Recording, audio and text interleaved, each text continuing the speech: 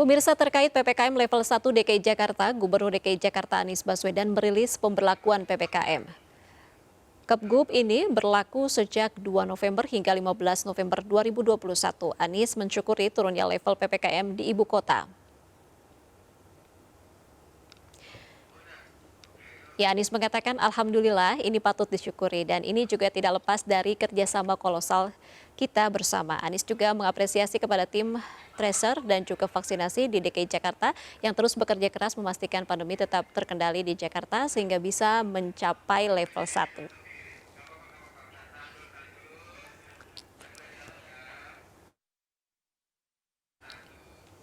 Pemirsa, dengan penurunan PPKM menjadi level 1 di DKI Jakarta, terdapat sejumlah penyesuaian yang dilakukan di DKI Jakarta, termasuk kapasitas mal yang bisa mencapai 100% dan aturan dine-in restoran mencapai 75%.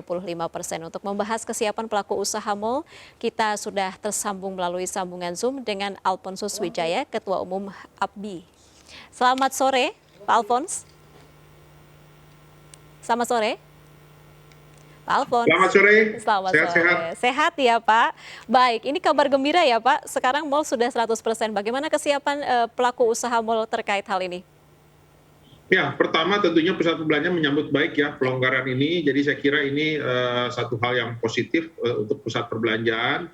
Memang kali ini pusat perbelanjaan diberikan pelonggarannya itu kan secara bertahap sejak bulan Agustus. Jadi pemerintah kali ini sangat berhati-hati sehingga tingkat kunjungannya pun naiknya itu bertahap. Tetapi trennya naik terus dari sejak Agustus yang lalu.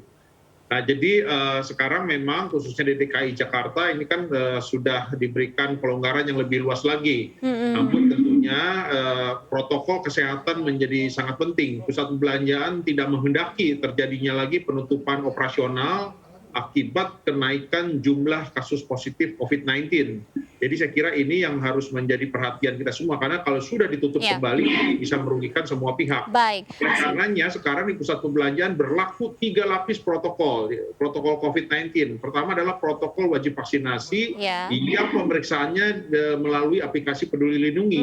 Kemudian kedua adalah protokol kesehatan yang sudah diberlakukan sejak pandemi, seperti jaga jarak, penggunaan masker, pemeriksaan suhu tubuh, cuci tangan, dan sebagainya. Kemudian yang terakhir adalah lapis ketiga adalah protokol kesehatan yang diberlakukan oleh masing-masing penyewa ataupun toko-toko yang berada di pusat perbelanjaan.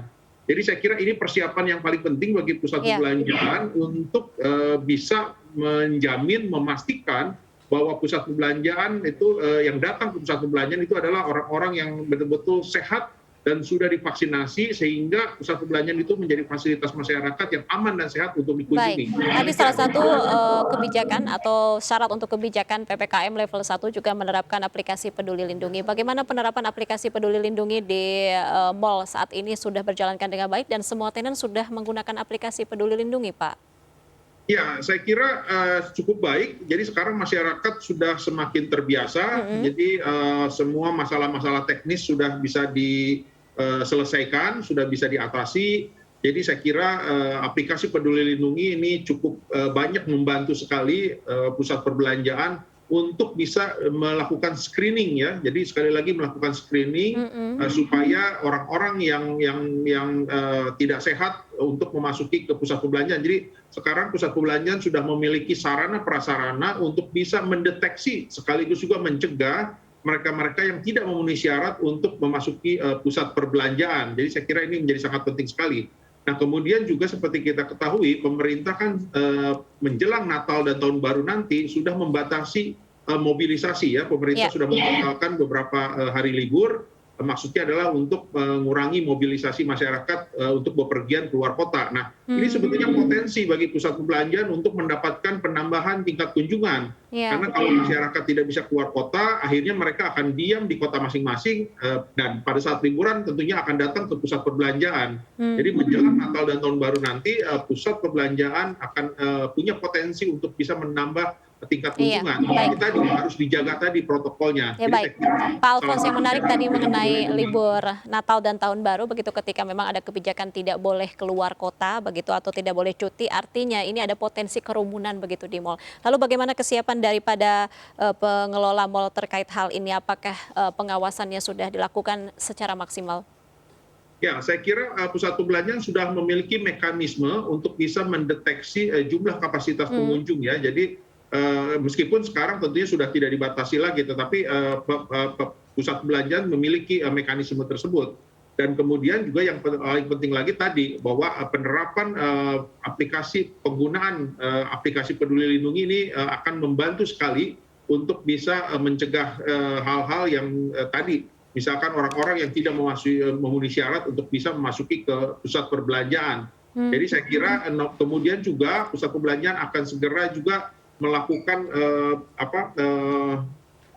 mengulang begitu ya, memberikan peringatan-peringatan kepada pengunjung secara periodik untuk selalu menjaga protokol kesehatan seperti jaga jarak. Jadi supaya menghindari kerumunan-kerumunan yang ada di dalam pusat perbelanjaan pada saat nanti hari libur. Baik, Pak Alphonse, apakah ada sistem pengawasan khusus terkait hal tersebut, mungkin dibentuk Satgas seperti itu? Ya, pusat perbelanjaan sampai dengan saat ini sudah memiliki Satgas ya, sejak awal pandemi sudah memiliki Satgas, tetapi tentunya nanti pada saat libur menjelang Natal dan Tahun Baru akan lebih diefektifkan kembali, akan lebih diintensifkan peranan daripada Satgas ini. Tugas mereka sebetulnya hanya keliling mal untuk bisa memastikan siapapun yang berada di pusat perbelanjaan menerapkan protokol kesehatan dengan ketat, disiplin, dan konsisten. Jadi saya kira itu menjadi penting, terutama masalah kerumunan begitu ya. Jadi ini yang akan diatur oleh Satgas di masing-masing pusat perbelanjaan. Baik, Pak Alphonse, apakah Satgas tersebut membuat pemetaan mungkin di mal tersebut ada kawasan-kawasan yang memang rawan untuk kerumunan begitu? Apa yang dilakukan atau antisipasinya seperti apa? Ya, betul. Tentunya beberapa lokasi biasanya tempat-tempat favorit ya, tempat bermain, biasanya hari libur anak itu tempat-tempat bermain, tempat-tempat hiburan itu menjadi tempat-tempat favorit untuk dikunjungi oleh masyarakat, oleh pengunjung. Jadi ini akan mendapatkan pengawasan lebih ketat lagi, dan kemudian juga kami selalu memberikan briefing dan akan selalu mengingatkan kepada terutama para penyewa juga untuk bisa juga menerapkan protokol di masing-masing tempat secara ketat, disiplin, dan konsisten. Karena masing-masing penyewa ataupun toko-toko yang berada di pusat perbelanjaan itu kan memiliki SOP masing-masing. Jadi ini juga kami akan ingatkan kembali, terutama bagaimana mengatur jarak antrian dan sebagainya. Ini yang akan dibantu oleh petugas Satgas daripada pusat perbelanjaannya sendiri. Jadi saya kira itu yang cukup rawan, dan kemudian juga makanan dan minuman. Biasanya juga restoran, kafe juga akan mendapatkan serbuan dari pengunjung. Ini juga akan mendapat perhatian kami. Jadi ada 3 ya, tempat hiburan, tempat bermain anak-anak, dan restoran dan kafe. Demikian. Baik, Pak Alphonse, ketika memang ada tenan yang memang melanggar penerapan protokol kesehatan, apa yang dilakukan pengelola? Ada berbagai tingkatan sanksi. Pertama tentunya ada teguran secara lisan, kemudian ada teguran tertulis.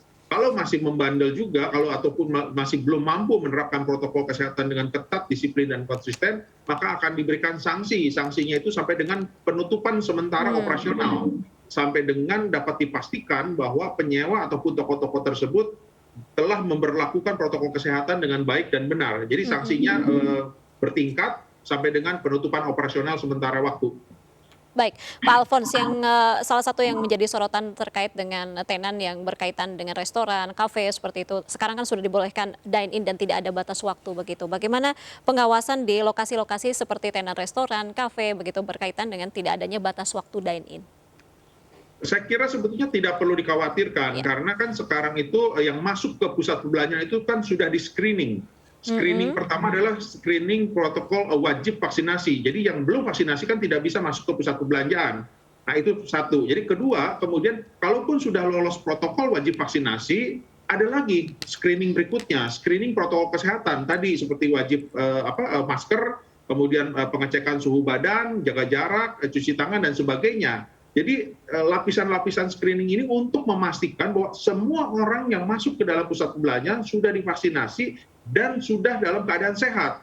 Jadi sebetulnya tidak perlu dikhawatirkan lagi bahwa waktu makan tidak dibatasi lagi, anak-anak bisa masuk ke pusat perbelanjaan, karena lingkungan pusat perbelanjaan sudah aman dan sehat.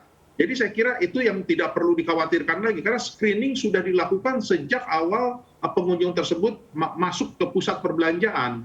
Demikian.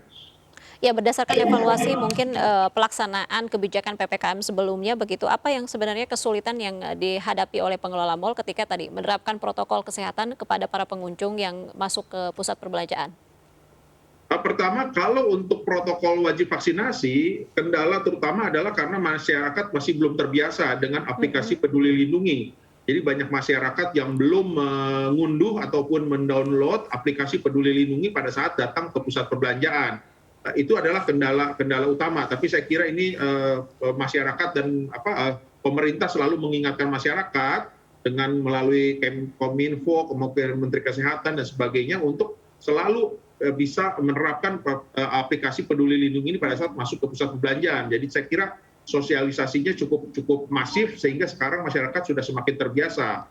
Nah kemudian untuk protokol kesehatan yang menjadi kendala adalah ya memang masyarakat masih sering lalai, terutama dalam berkerumun begitu ya. Kalau sudah datang ke pusat perbelanjaan itu biasanya kan sudah lepas kangen, lepas rindu sama teman-teman, sama saudara-saudara, ngobrol sana sini, sehingga kadang-kadang lupa menggunakan masker dan sebagainya. Jadi saya kira kendala-kendala itu yang dihadapi selama ini oleh pusat perbelanjaan.